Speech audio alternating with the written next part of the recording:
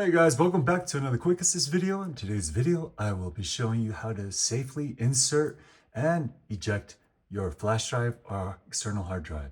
So you'll notice on your MacBook, if you're watching this video, most likely MacBook or Apple has removed all these USB-A ports.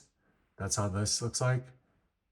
More bigger rectangle, and there's only a USB-C port you could connect to. So which means that you need to buy a third-party like adapter.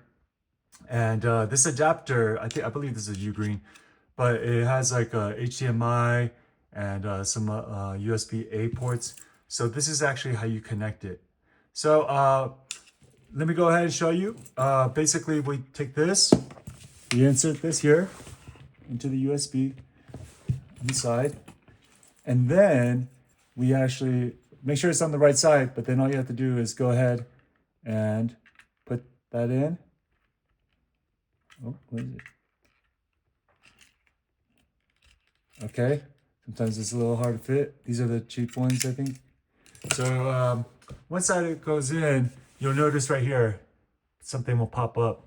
So now you can go ahead and open that, and you will have your files in here.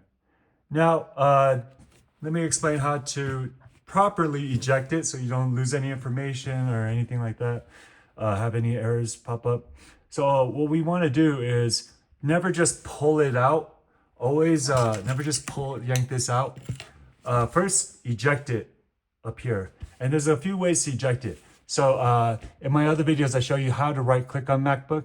So if you don't have it down, you can go to check out my other video, but then use 2 fingers, and then that takes you to right click as if you were in the Microsoft or with the mouse.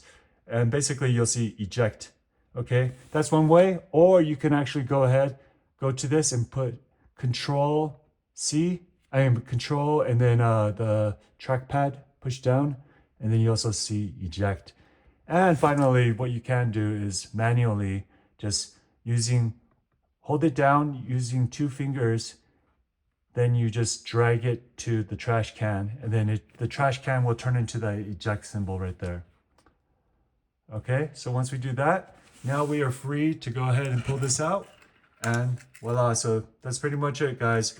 This is just a video I wanted to make for beginners, in case you're like, oh, you're used to having a PC and you're like, where do I put this? It's because you need one of these.